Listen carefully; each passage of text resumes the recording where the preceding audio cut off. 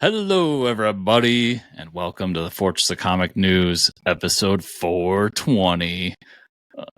I'm one of your hosts, Chris. Also, my co-host, Mike. Hey, Mike, hey, how you handling your 420 today? Oh, lovely. They passed me the joint, and I didn't inhale though, so it doesn't count, right? Is that what? Yeah, definitely getting drug tested at work on Thursday. Yeah, so. is that all? Was that what Billy Clinton? Was that Billy Clinton that said that one? I did not inhale. Yeah. Yeah, I good smoked luck. it, but I didn't inhale it. Yeah, good luck. Good luck figuring that one, you idiot. Yeah. We didn't time it with the 420 on 420 because that's a lot of work, but.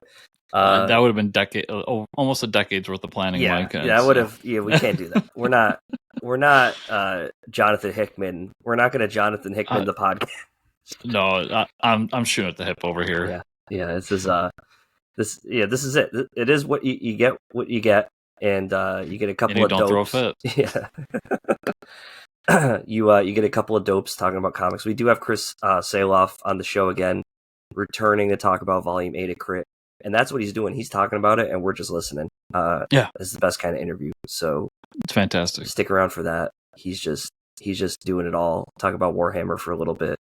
Something I've always thought about doing, but yeah, it's I can't allow myself. No, it's too much. It's too much of an investment coming from the guy who plays Magic. You see the money behind me. I don't need another outlet of that. Right. Yeah. Exactly. I hope everybody had a.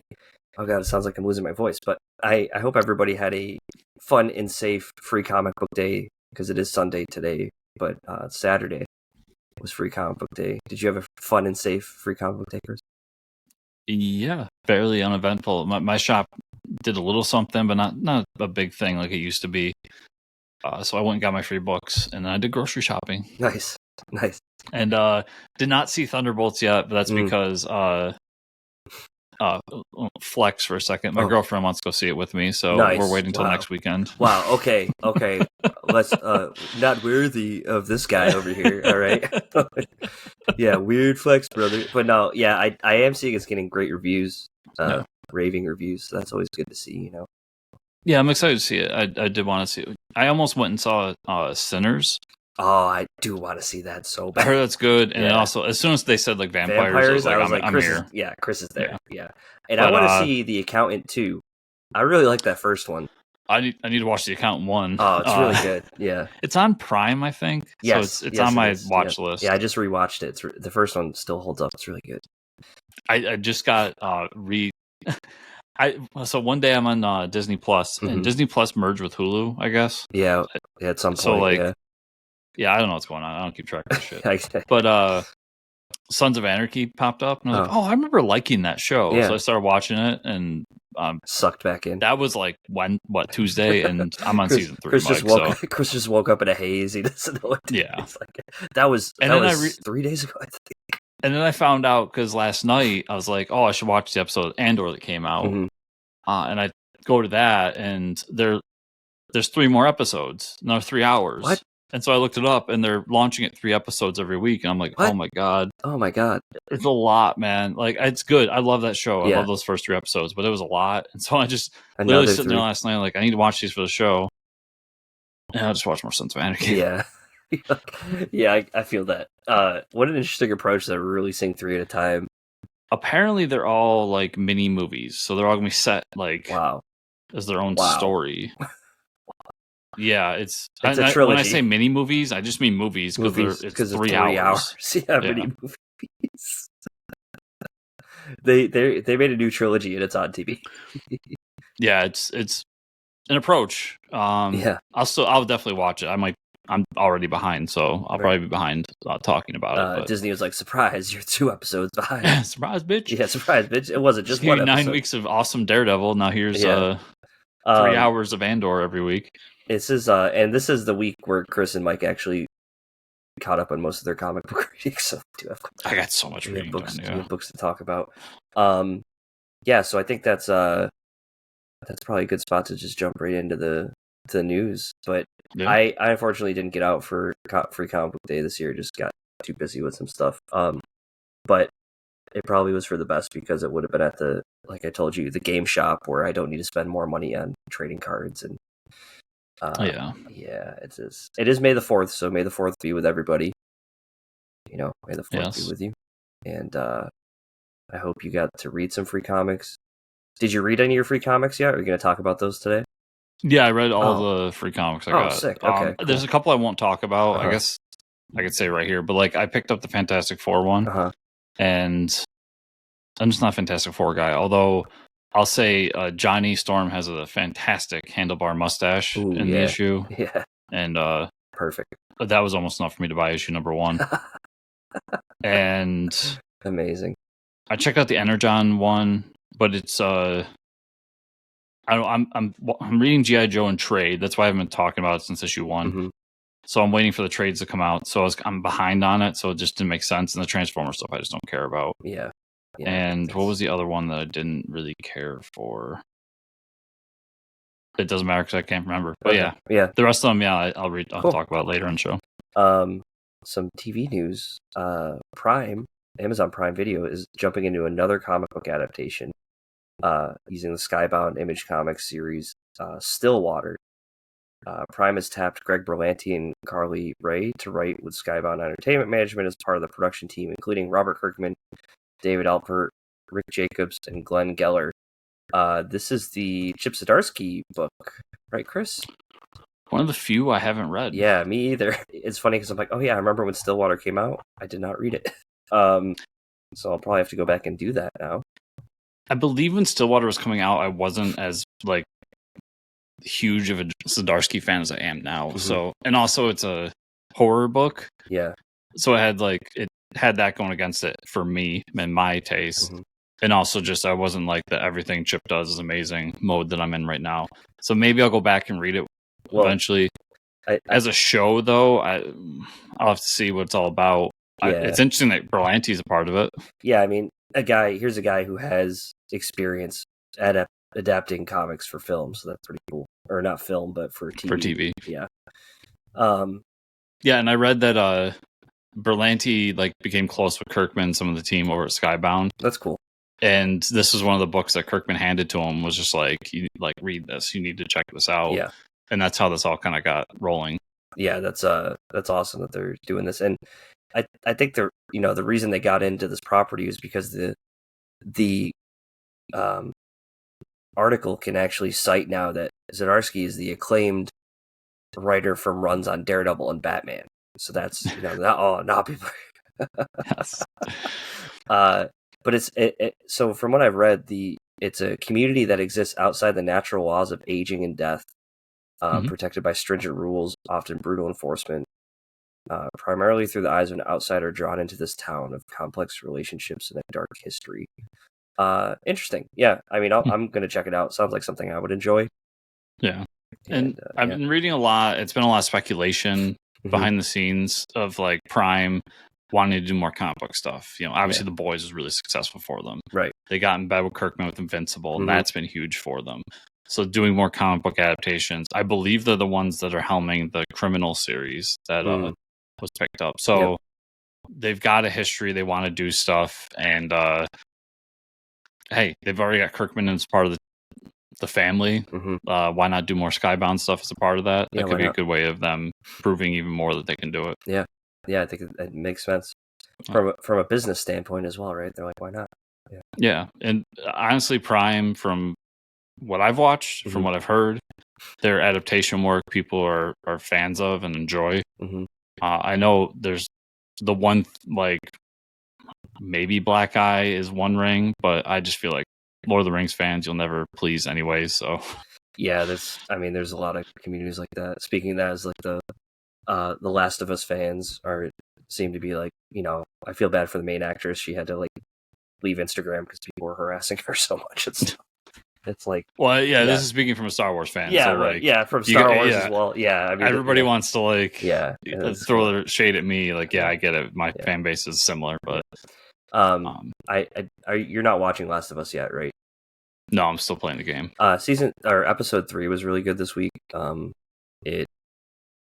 We're following the death of Joel, but we get introduced to some new characters that seem they were following some sort of prophet or something, and then we get to see we get to Seattle and see the wolves, the wolf group, and that sort of thing. So, cool issue. I did see an article. It's like huge drop off since Pedro's gone from the show. It's like, yeah, good luck doing this for another season and a half without Pedro. That dude pulls people. Me myself, if I see Pedro on something, I'm like, it's probably good. I'm gonna watch it. It's the biggest thing for the game too for me. Like, yeah. Joel's huge. character is the character that sucks me in to the story, right? For many different reasons. So to take him away, especially so early in the game, I was like, okay, let's see what this is. Honestly, it's Allie, right? The girl. I believe so. Yes. Yeah. Her Ellie. Yep. Thank you. Her character just hasn't proven to be much. Yeah. In my eyes, to like keep a story rolling. But we'll see. I mean, there's a whole game here. I'm sure she grows into that role throughout the game. Yep. And I'm still early on because I don't play games that much these days. Yeah. So we'll see how the show goes. From what I've heard from the game, they're splitting the second game into 2 seasons. I don't know if there's enough to do that, but it's a long game from what I heard. So I'm sure there maybe is. Yeah. And also they're trying to give. Well, even though the creator's being weird about there won't be a third game, there's gonna be a fucking third game, dude. Don't lie to me. What are you telling me? I listen. Sony likes money, and that's where the money's gonna be. So they let you do your little pet project with your sci-fi video game. Yeah. Now move on. Get back to Last of Us, and I'm sure that HBO is like, hey, finish that up, or else we're gonna pull a Game of Thrones on you. Yeah, that's gonna happen. Next, this is movie news. According to Variety and the other entertainment news outlets, DC Films has put the Sergeant Rock movie on a shelf for now. After trying to talk to multiple actors take over the lead role, Daniel Craig, we know, initially left. There's been no interest, even from Colin Farrell, who the studio is eyeing. The solo Clayface movie has been pushed up and is taking the Sergeant Rock's place. Hell yeah. I think Chris and I are both way more interested in a Clayface movie than Sergeant Rock, especially when they were basically like, hey, we couldn't get any of these famous actors to come out of schedule to play this character that nobody knows. Yeah, I mean, the scheduling conflicts, I don't think it was because the project sucked. It's just they couldn't get somebody famous enough to take it over to be like Daniel Craig's Sergeant Rock. You know what I mean? Yeah, I remember we had a few people we talked about, like the guy from, is it The Bear? Yeah, was one of the ones guy too, yeah. Which was a weird choice because he went from Daniel Craig, who was in his 50s, 60s maybe, to this guy who's like 20s. Yeah. Yeah, it feels like once the lead actor who was the impetus to make this movie, like push it, leaves, regroup, go back, see, like get it off the rush timeline and move forward. I'm down for a Sergeant Rock movie. For sure. Like, I would love to see it, but it's got to be done right. Yeah, it can't just be rushed into production as a generic war movie with the Sergeant Rock name on it. I'd rather watch a Clayface movie, to be honest. The Clayface movie sounds interesting too. I think both these projects I would put lower on the pantheon of stuff that I would want to see in terms of DC films, because I really want DC films to focus, and like do their shared universe movies and get them right, and really prove to me that you can build a cohesive universe like you say you can. Yep. And we'll see. We're 2 months away from them proving it with their first movie. Yeah, we'll see. But we'll see. But I'll be there for a Clayface movie either way. Hell yeah. All right, everybody, we're jumping into the comic book news. Image Comics. We don't hear from Image that much lately. Image Comics announced the next Ed Brubaker, Sean Phillips adaptation will be a new original graphic novel set in the world of Criminal, titled The Knives. Cartoonist Jacob Kurtz goes to Hollywood in the era of peak TV to work on an adaptation of his comic strip, only to find himself caught up in a life of his aging aunt and vultures circling her estate. Angie was raised at the Undertow, but now everything she loves has been taken from her. She's on the streets, vengeance is on her mind, as her eyes set on the city's kingpin. Finally, Tracy Lawless is home from Special Forces, finally a civilian again. But he's in bad shape, and the city has always brought the worst out of him. These three tales collide in The Knives, a breathtaking noir story about greed, ambition, heartbreak, and blood ties. Chris is sold. I was sold to Ed Brubaker and Sean Phillips. This sounds pretty dope. Really cool comic involving a comic and noir. So it's pretty dope. And it's cool because they've been spending this year releasing the criminal books that I was trying to reread this year. I'm still going to try to finish them all, especially with this coming out. But it's a great series. It's delved into comic life before. If I'm remembering correctly, when they brought it back years ago, the first volume of it was about a Comic-Con. Mm-hmm. So it fits in the world. They've got a show that they're working on behind the scenes. It's been interesting because these two have been very quiet for a while now. They did their series. They did a few one-off OGNs. And to see this as their coming out party after, I believe it's been like 8 months since we heard from them. Yeah. It's pretty cool. Yeah. This is pretty cool that they were gearing up to do this. Yeah. And it's funny that they even fit Criminal into their new, like, we're not doing floppies anymore. You're going to buy the whole damn story. Yeah. Like it. Yeah. This is a trade. I feel like their stuff goes better as a trade usually. It reads better as a collected. Yeah. It always has.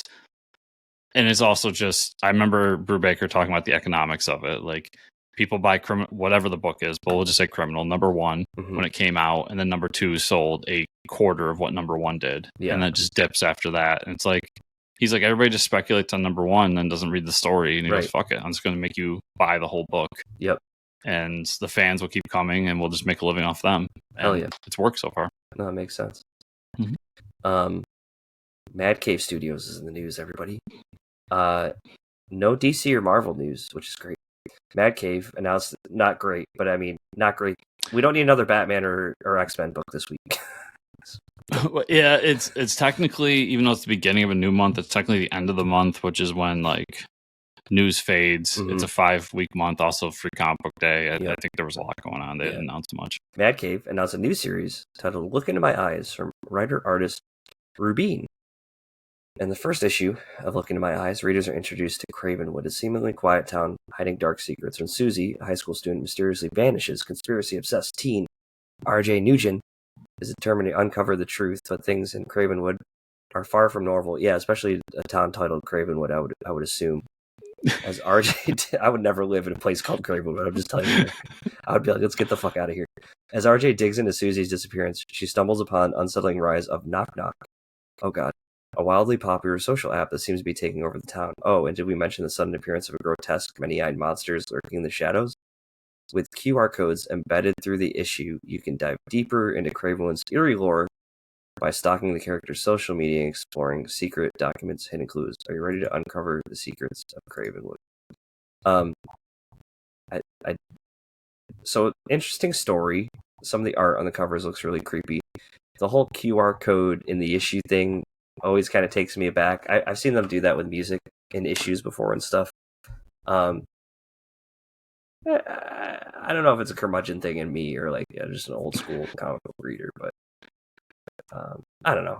I guess that's it's cool that people are trying different things. Mm-hmm. So I like the idea. It makes me think of the book No One from last year that I really liked. That had a whole podcast with it where you would read an issue, listen to the podcast. Yeah, remember that. I like the idea of diving into multimedia to build the book, like the series and the world a little bit more. Mm-hmm.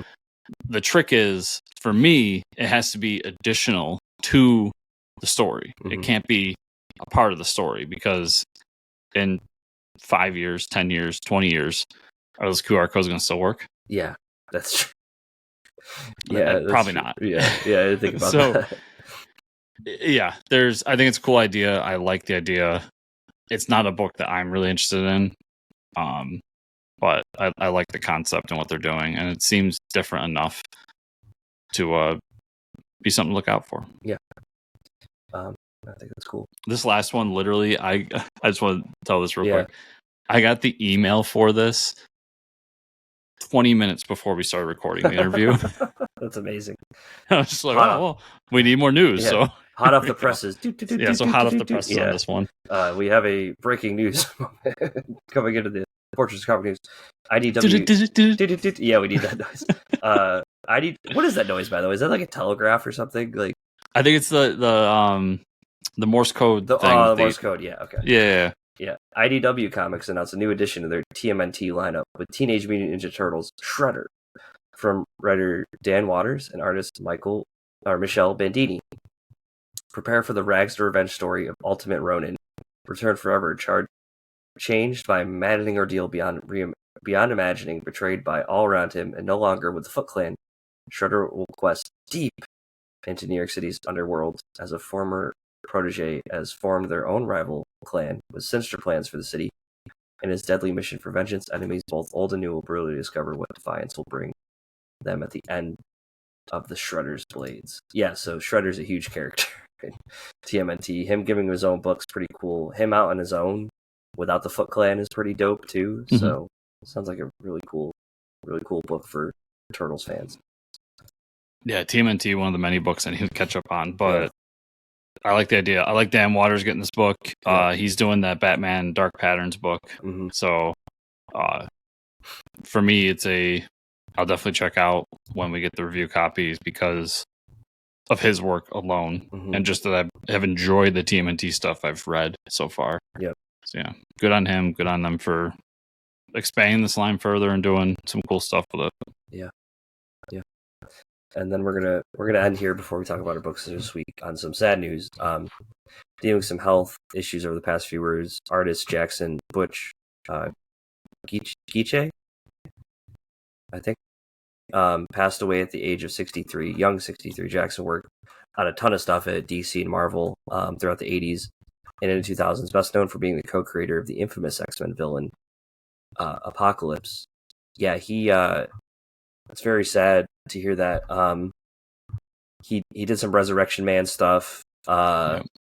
He did quite a few issues of Action Comics, so there's a lot of great Superman art there that I've seen, including the issues that tie in with the death of Superman. So yeah, so he did some great stuff there, Silver Age stuff that is very iconic, really cool, amazing line art. It's sad to see this talent gone. Immortalized with all this amazing art that he has, and Apocalypse is a villain that's here to stay, in X-Men lore. So. Still shows up to this day. Yeah. He did Aquaman Sword of Atlantis. Yep. Which I know some fans don't love. One of your favorites. I really enjoy it. Yep. Sorry, Colin Bunn. Old school fans will understand that one. Yep. And he did an issue of Rom. Oh, dude, hell yeah. That's amazing. I didn't know that. And then actually what's really cool that I didn't realize is that he was involved with Brubaker and Steve Epting's Captain America volume. Nice. He did some stuff in that too. So he's actually involved in one of the books that really drug me into the world of comics, especially superhero comics with that Captain America run. Yeah. Especially he was the artist between Captain America Reborn, not the best book in the world, but still an important part of that whole run. Yep. And so much other cool stuff. So yeah, it really does suck, but he has a huge body of work here with some really cool books behind it. It seems like he's touched a lot of great characters throughout both companies, and then even some other publishers doing old school Valiant work and some Dark Horse stuff and so on. So he'll be missed. Yeah, for sure. But some amazing art to leave behind. And a great legacy, like you said, with Apocalypse. Come on. Yeah, come on. If he's said to be the co-creator, so that makes me believe that he designed Apocalypse. Yeah, and had some fuck art. That alone, dude. You could do that and just drop the mic and leave. Exactly. But what an iconic character. To work at DC and Marvel and do some Resurrection Man stuff is All right, let's talk about what we read this week. There's a few books that I didn't get from, as you're hearing it, from last week, but I didn't get to World's Finest. I didn't get to Fantastic Four or The Question, were a few of the books I missed out on. But there's some stuff that I did catch up on. I caught up on Batman Hush 158, 159. I kind of hate that this is just in the middle of my Batman run. You know what I mean? This, it's not its own separate thing, but whatever. That first upsets me. In that second issue there, like you talked about, we find out, Jason Todd captures Joker, and we find out that Jason Todd's working with Hush Babs and Nightwing are going to work with the Riddler for help, I guess. And I think the funniest part I got out of these two issues is that when he breaks the Red Hood mask, that he's wearing the fucking eye mask under the red. I was like, how did this stay in the book? I mean, this is so silly. I was like, there's no way Chris didn't read this and be like, what the fuck? I'd save that one for you. Yeah, that Discover on your own. That was hilarious. When he punches him in the face and his fucking his helmet breaks, and underneath the helmet he's wearing, you know how sweaty his eyes must be? He's like, come on, dude. What are you doing? Yeah. So that was an interesting couple issues. I mean, I'm gonna read it because it's the Batman main title book, Chris. But yeah, this is not what I needed out of Hush Part 2. Yeah, and I just feel like at this point the story needs to be rushed because you only have 4 more issues. Yeah, to go, what are we doing here? Yeah, you've dragged your feet for 2 issues, and I firmly believe that first issue was a waste of time. Yeah, it was. Geiger 13 I caught up on. I thought it was a great issue. You know, Geiger finds the scientist alive that Ashley was lying to him about, the Miss Geiger, or the Geiger girl. I don't know. Lady Geiger, thank you, is alive. This army shows up to capture them, and then the reveal is that she wants to blow up this missile silo and use Geiger as the fuel to do that. So crazy stuff happened in there. Redcoat number 11 I caught up on. I thought it was a great issue. The whole introduction to Northman was awesome, but then he has that like hip hop vibe, like you said, with those 9mm. He's like a Northman with a hip hop twist. I think that was really cool. I kind of like his character a lot. And then he finds Simon and says, we have to save America. Hijinks will ensue, I'm sure, but cool introduction to him. Really, I mean, Redcoat, Geiger, what more do you need? Absolute Martian Manhunter number 2. This is a crazy issue. So from the first issue, we find out that like John, the FBI agent, doesn't know that he's Martian Manhunter. He reveals at the end of the first issue, I'm the Martian Mindfucker. So it's like, what? So this whole issue is him like running through the streets trying to convince himself he's not crazy. He starts to understand that he's like hearing people's thoughts. And while Martian Manhunter inside his brain is warning him that there's going to be an active shooter at this place because he can read people's thoughts. Like he knows that this guy's about to snap and shoot up a place. So he gets a call. He doesn't believe him. He gets a call on the radio. There's an active shooter. So he goes in. He tries to talk the guy down, the shooter, by doing like telepathy.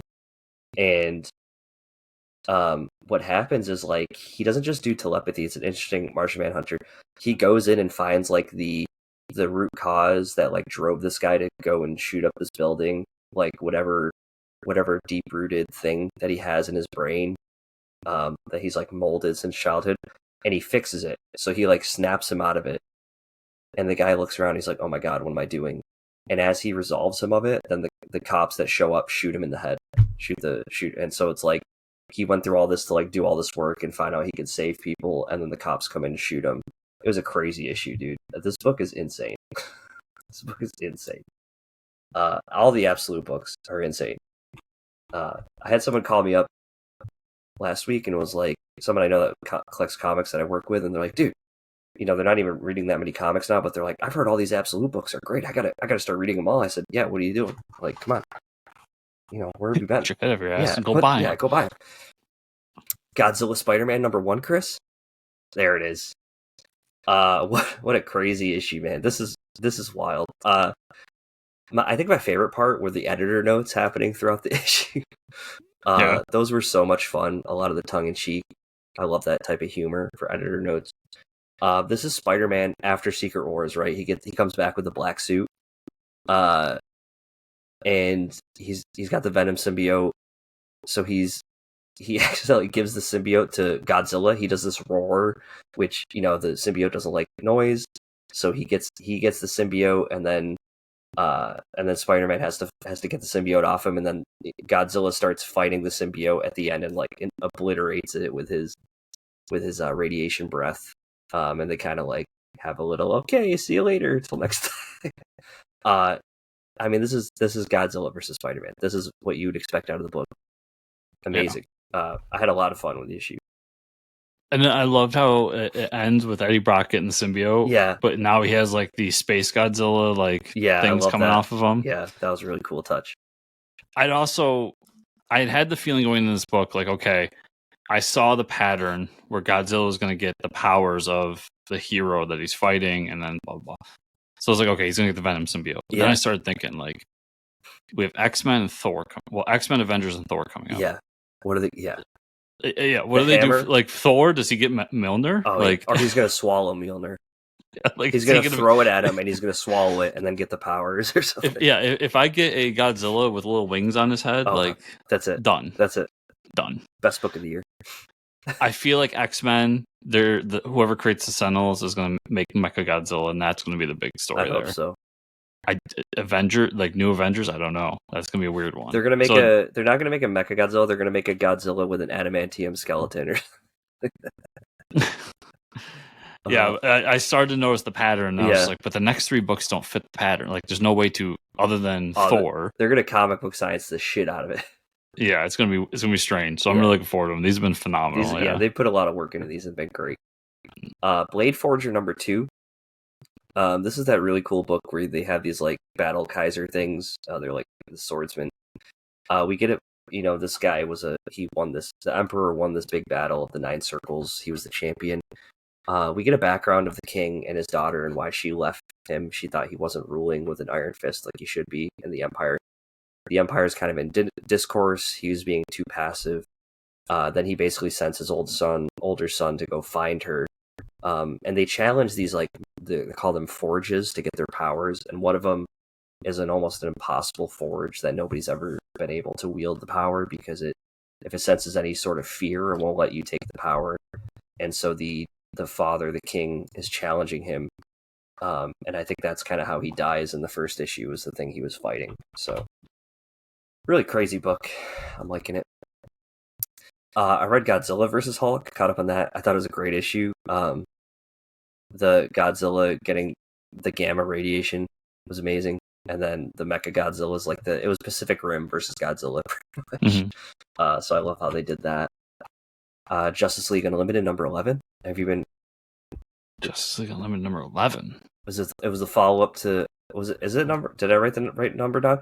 It's the follow up to the Grodd event. I think it's #6. Oh, maybe I don't know what I got 11 from. I wrote it in my notes as 11. Nope. Justice League Unlimited comic. Yeah, I can't remember what the number. Yeah, #6. #6. Okay, I don't know how 11 got in there. We Are Yesterday Part 2. Yes. Yep. So it's We Are Yesterday Part 2, the follow up to the Grodd event. It kind of gives us the background of how Light Ray was brainwashed and infiltrating the JLU. The Grodd used mind powers to like make him think the Justice League was bad.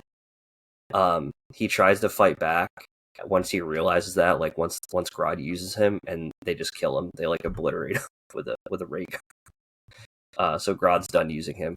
So we kind of see like Grodd's master plan and what he's doing, like the origin to it. This is a good issue. It's a cool, how he meets up with the Legion of Doom after. Absolute Wonder Woman 7. This is a great issue. The fight with Cheetah in Hell, in the Coliseum in Hell. Diana making this deal to get out with her mother Cersei, but she won't be able to see her again. All of that is great stuff. This it's almost like you're reading the Odyssey, this huge Greek epic of a book. Every issue is just like, one after the other. It's the characters, the gods, it's all great stuff. One World Under Doom #3. Like you said, Doom tricks the heroes into looking bad again after this big fight, and then next issue, it looks like Dormammu is coming in and is like, yeah, I'm gonna try to take over for Doom. He thinks he's getting a little too big for his britches, so we'll see how that goes. I'm sure Doom has a plan for that as well. Challenge of the Unknown #5. This is an interesting like wrap up for the first story arc. I don't know if we'll be doing another one. Omega energy plaguing the challengers. Each of them have this weird Omega energy. That evil robot Altavac comes back. He gets defeated by Rocky, who's like the last challenger that's still kind of helping the Justice League out, and they both get sent off into space. Like, he connects with Rocky to like connect with his brain, the robot does, and then they get shot off into space. They both live somehow and end up in the past. So I think that's going to be a new storyline, is like the robot was plagued by Omega energy. I think Rocky fixed it, but now they're both stuck in the past somewhere. New Gods number 5. This issue was absolutely amazing. If nobody's reading New Gods right now, this is crazy. So the guys that are attacking New Genesis, this huge, and it almost looks like a Warhammer 40k army, they were wiped out by Darkseid.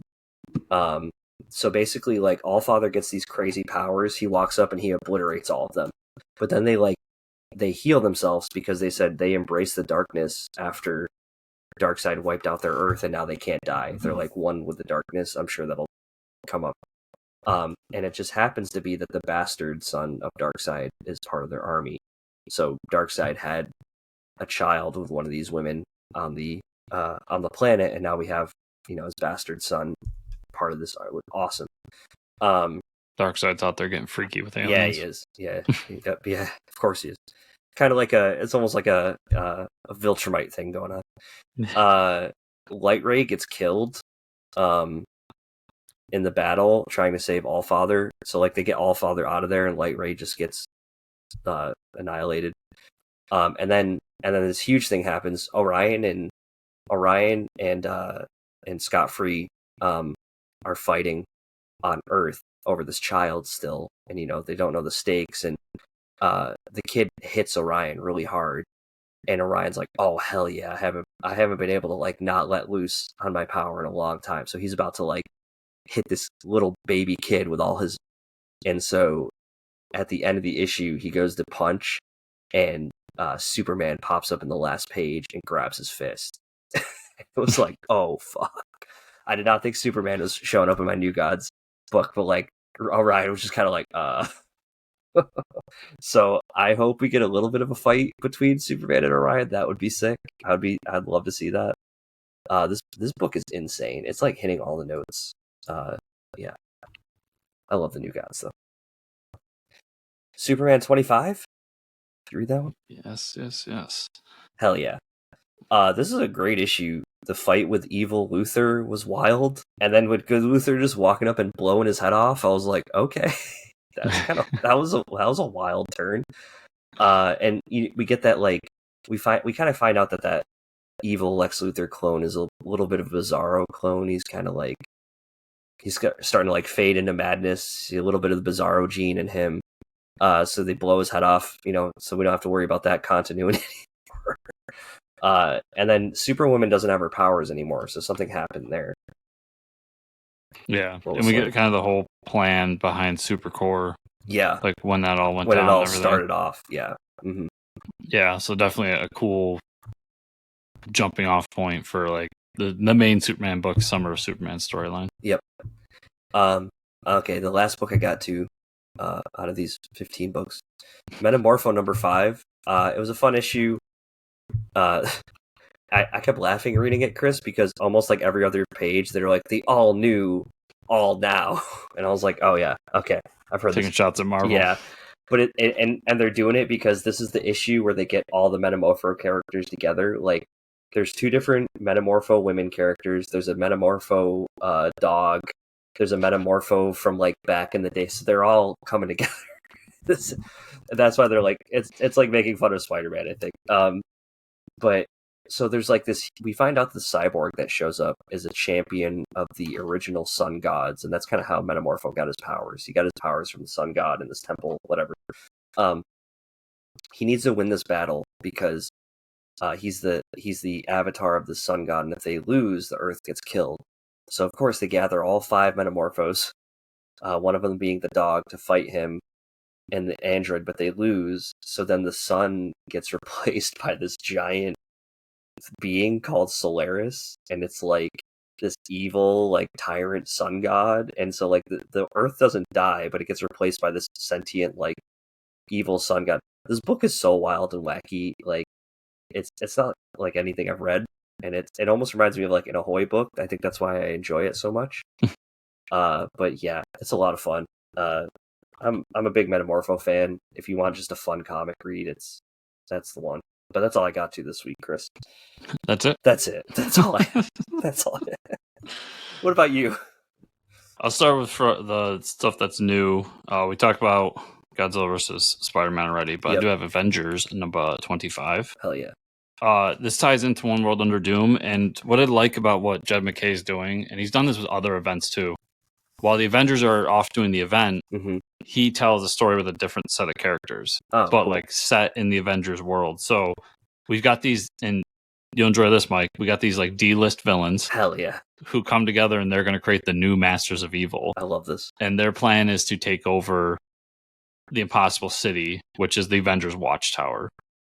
And during that time, the Avengers are fighting Doom, and Sam Wilson is basically told to go back to the Impossible City to heal because he gets hurt. And there's a whole like subplot of he doesn't feel like he's deserving of Cap because he doesn't have any powers and blah, blah, blah, blah. He gets there, and these new Master Evils successfully take over the Impossible City. But the AI that controls the city is able to bring itself into one of the robots that he has that helps the Avengers do shit. So now it's Sam and this robot together trying to figure out how to stop these villains. Cool. And like Sam's in a sling and everything, so he's like I'm half a person and all this thing. He's all sad. And we find out that the robot can basically transform and do whatever they want with the body they're in. So the two end up merging and creating like a new Captain America Falcon suit for Sam to use so that he can fight these villains and take them off one by one. So it looks like the next couple issues are going to be him like picking off these villains throughout the Impossible City to try to save the city. So it's a tie-in book to an event, but I think it's cool the way he does it to tell a story that still fits within the continuity of the Avengers run he's doing, but not take them and not just retell stories from One World Under Doom while they're at it. Yeah, cool. So we never talked about it on the show because it happened so abruptly, but Bad Idea is distributing to comic shops now. Anybody can get their books now. So the first book they put out this week was Planet Death #0. Which, Mike, you'll be interested to know is a Robert Venditti comic along with the writer of John Wick. Oh, awesome. Wonderful. And it kind of fits with the theme of the show because it has a very like Warhammer 40K feel to it. That's cool. / StarCraft, if you ever played those games. Where it's these big buff dudes in giant armor with machine guns. They go to take over this planet, and the people of the planet are basically more than prepared for them. And we're left with one guy left on this planet who has to survive until another fleet comes to help him. And it's him trying to survive in this planet. So, interesting story, awesome art. And they show in the back, it's kicking off. They're going to be just distributing their next wave of books everywhere this time. And there's a whole bunch of them that they're doing. So, it's going to be cool to have Venditti comics back in comic shops again. Yeah, right. But I enjoyed it. I thought it was good. Awesome. I thought it was a little pricey for how few pages were in it, but it is what it is. Yeah. I tried out the Image comic Lost Fantasy #1. Remember I was talking about this? Yep. So I was going to try it out and then probably trade weight it just because of how many books I'm reading week to week at this point. And it didn't really do enough to pull me in. It's basically this guy who... We find out that in the past, certain events throughout history were caused by magical entities that lived in a like plane below ours. Okay. And then there's parts of the government that handle these situations when they pop up in the real world. And the guy that we meet in this book is actually somebody who's created and lives between the two worlds, is created by magic, raised by one of these like agents to become the perfect agent, blah blah blah, and has to go out and find these different fantasy-like entities and take them out, alongside having like magical powers and everything. And I just didn't think what they did with the story was enough, even though it does sound cool. And I thought it was weird that they end the book with him getting shot in the head. So I don't know. I'll probably keep an eye on the series as a whole to see what people are talking about it. See if I go and buy the trade online, but I didn't think the first issue was that great. Okay. Let's see. The rest of these are all from previous weeks. So I read Millar's new book, Vatican City. Oh yeah, I forgot about that. Which is a vampire book, and I don't think it breaks the mold that much. It's a cool vampire book, but basically, like, vampires take over the world, and we set everything in Vatican City, where the people there are safe from the vampires because vampires can't go on holy, sacred ground. But they didn't know is that the vampires enslaved a bunch of humans along the way and forced them into there. But they're not killing the people there. They have a mission.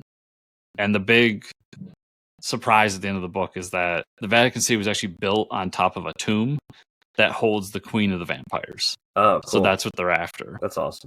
So it was a cool twist, but I would say if you're a vampire fan, it's worth checking out. For everybody else, it's not going to like be the thing that breaks the mold for you. Bug Wars #3. Nice. Just an awesome book. Like, everybody finds out who the kid is, who his dad is. He finds out the lore behind his father and the backyard amongst these different bugs and critters. We find out that the Spider Clan is trying to take out the kid because the amulet can be used for them to take over the backyard. There's all this like fantasy lore going on, and it all takes place in someone's backyard. That's awesome. I love it. I love the designs for it. I love the story they're telling, and just really cool book. If you like Conan the Barbarian or just any kind of like hard fantasy, dark fantasy, it's definitely a book worth checking out. I was only able to get a variant cover, so excuse the variant cover, even though it's phenomenal. I finally read the Summer of Superman special #1. Nice. That's a great variant cover. Yeah, it's an amazing variant cover. Yeah. I think I understood the book more than you did. It's so the villain, yes, it's Frieza. Yeah. And I was reading about the villain because I'm like, he looks familiar. He's an old Legion superhero villain from the early 80s. And it's just different points in time where he shows up in Superman's timeline based on the different stories they'll be telling this summer. Okay, so they're part of this summer stories. Yeah, so Mark Waid's telling Superboy stories in Action Comics. That's why the Superboy story is his. The second one, I think, was, and that was the weakest of them personally, was the Dan Slott story. Yeah. Which was more modern, took place during Lana Lang, which I didn't realize Lana Lang had superpowers. Yeah. Weird. A wedding with Henry Irons, and he shows up. I thought the dialogue there was wonky and not great. So I'm off Dan Slott's book because of this. And then the last one was the aftermath of that, which was the Joshua Williamson one, which was the strongest of the three stories, even though it was kind of like picking up the slack of how bad Dan Slott's story was. Yeah. At least in my eyes. Yeah, I didn't care for the wedding one, that's for sure. Yeah, and that was the Slott story. Yeah. So I thought some of his dialogue was weak, and he was just trying to push in details that didn't need to be in the Superman book for me personally. And I'll talk more about that in a minute. But before I do that, let's talk about a great Superman book, which was Superman: The Last Days of Lex Luthor #3. Nice.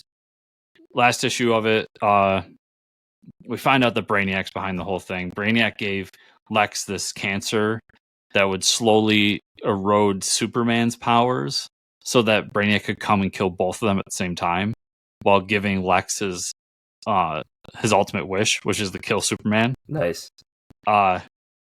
Superman finds a way around it by giving Lex his powers while also keeping his own, which saves Lex's life.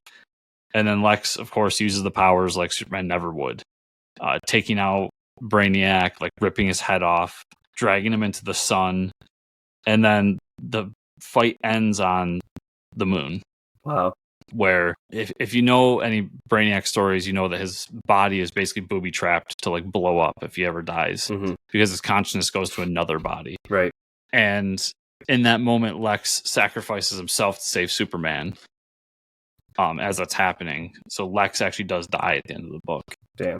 In an interesting way. And then, like, as the epilogue to the book, because we didn't really know how Superman survived it, and then the epilogue is him showing the sacrifice and him being like, "Don't you fucking tell anybody this happened." Wow. Yeah. That's amazing. And it's just a great story. It's the Brian Hitch art, so highly recommend. It's 3 issues, but it's 3 like big magazine size issues, probably like 48 pages a piece. Wow. So when it's collected, it's going to be a great story all in one. Yeah. Highly recommend it. And then my Substack book was Fool Killer #2. Hell yeah. And a much better issue. We get a lot. We get the new Fool Killer's like first kill. We get the backstory of who the Fool Killer is and how he's involved with like the Vietnam War and radical religious shit and all this weird crap that's going on. Immediately turned me around on the book just in one issue. So I really liked it. And my free comic book day, Mike. Hell yeah. We've got I Hate Fairyland Once Upon a Time free comic book day issue. Cool. For me, not a great issue. For a new reader, amazing issue. It basically recaps. The only thing I liked about it is that all the art's Scotty Young again. Oh, yeah. So I was just flipping through it going like, oh, yeah, Scotty Young. Yeah, the Scotty Young art's the best part. But it's him recapping everything that's happened in I Hate Fairyland. Mm-hmm. And setting it in a place where, when this issue hits stores, this is where we're going to be, which is kind of a soft reboot of I Hate Fairyland. Mm-hmm. And then he does some pages that are like, what's to come. So longtime I Hate Fairyland fans, not much here to read. But for newcomers, if you want to jump in on this new kind of soft reboot, this is a great primer to just get you in the door. Mm-hmm. And then if you enjoy it, go back and read the old stuff. The free comic book day Star Wars issue. Sick. Which new Star Wars book comes out this week. I'm really excited. There's a prequel story to the Star Wars book coming out Wednesday by Alex Segura, which is really cool. It's them just setting up like the New Republic's having issues. Luke has to help them out, and like his role within the New Republic here. There's a Charles Soule story that's all about the caretaker for Vader's castle, which ties into how he came to know about Kylo Ren, which is important for the Kylo Ren book coming out, or that's out right now. And then there's a Mark Guggenheim story that ties into what's going on with the Jedi Knights book that's out right now. So 3 cool stories that tie into the books that are currently on the shelves. Cool. And I really enjoyed. Conan, the Scourge of the Serpent. Sick. Free comic book day issue. This is a primer for the Scourge of the Serpent event that's going to be coming out this fall. Yeah. And both Conan books and then a new miniseries. And I think there's a novel even tying into it. But really cool. We get like that there's this guy who has these magical artifacts that tie into this old cult with the serpent. And throughout Conan's life, he's run into the different artifacts and how they've affected him. And then they also, if you read the last big event book they did for Conan, it also has a story that took place in the 1920s that ties into like some of the Conan's creators' other books. Okay. And those characters jumping in. So I'm sure there's going to be a time travel aspect in here as well, sure. like in the last one. So that was a cool little primer. Spider-Man and Ultimate Universe free comic book day. I skipped by the Spider-Man stuff, so don't inspect it. The Ultimate Universe stuff was basically a primer for what's going to happen with Miles in that event book that's coming up for the Ultimate Universe. Where, if you remember back in the day, Miles met with the Maker, and the Maker told him, like, we're the last 2 people left from this old universe. I'm going back to recreate it. Do you want to go with me? Miles said no. Mm-hmm. The Maker gave him an artifact and said, if you ever change your mind. That artifact comes back, and while Miles is kind of going through his life, and they do a good job of catching up of where Miles is and what he's gone through over the past 2 or 3 years. Mm-hmm. His sister, who's like less than a year old in continuity, gets a hold of the artifact is a business card. He gets a hold of the artifact, the business card, and all we see is her touching it, and the next panel she's gone. Mm-hmm. So the assumption is she got jumped to the Ultimate Universe. Oh, okay. And that's going to be Miles' impetus to go over there and save her.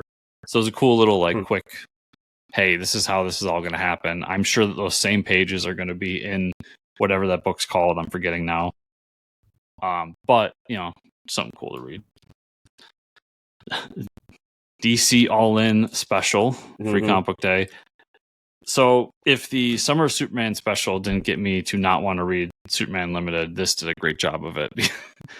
This is basically a prequel to what's going to happen in that book. And I just don't think Dan Slott's a great writer for Superman. Mm-hmm. I don't think he has the tone right. And especially in a world where I have Joshua Williamson doing an amazing job on Superman. Yeah. I don't need a subpar Superman right, book. Come on, we don't need subpar shit. So I'm off that book 100%. But I would say if anyone's interested in that or maybe thinking of doing it, this is like 12 pages roughly that tie into that book, what it's going to be, gets you the flow and the feel of it. I believe it's the same artist as well on it. So there it is. Check it out. And then the last thing, Mike, was my favorite Free Comic Book Day issue, which was the tie-in book to Mega Man Timelines. Hell yeah. You remember that episode of the Batman the Animated Series called Almost Got Him? Yeah, with all the villains sitting around the table. Yeah. That's what this is. Amazing. So it's old robot masters, and they all work on these like different food trucks, kind of. And they're all swapping stories of the time when they had their big battle with Mega Man. They almost had him. Yeah. And as they're going through and telling all the stories, it ends with Mega Man coming into the fray and being attacked by some other big creature, robot. And they then have to team up to be like, because now they've gone good. They're no longer robot masters. They're just robots that are trying to live their lives. And they team up to save Mega Man. And then they kind of give you a primer of like, hey, in these books, you're going to see post what the games are doing in the different eras. So they're going to do a Mega Man book. They're going to do an X book, a Zero book, a ZX book, and a Legends book, which I don't think they've ever tied into Legends in comics. So I'm excited about that. That's cool. Yeah, it was really cool. I love that they're not just retelling Mega Man stories, they're doing new stories. And they advertise those mangas I've been reading too. So awesome stuff. That's really cool. Yeah. So, Mike, I believe that's everything I read this week. Is that it? Is that it for all of us? Like 30 plus comics? Now that's something for a comic podcast, Chris. I don't know. It's about time this podcast started reading comics. Yeah, right? What the hell are we doing? So, where can people find you on the internet? You can find me at Fortress Ricker on Twitter/X. Where can you find you and or the show? You can find me on X or any other social media network at Fortress Chris. I'll be there. And also my Substack is chriscomicscorner.substack.com. And if you want to follow the show, it is at Fortress Pod on social media, as well as fortresscomicnews.com. And if you want to support the show, 5-star reviews on podcatchers. On the YouTube versions of the show, like, subscribe, share, comment down below. And then you can go to patreon.com/fortresscomics for more. Thank you all so much for watching and or listening here this week. We'll see y'all here next week.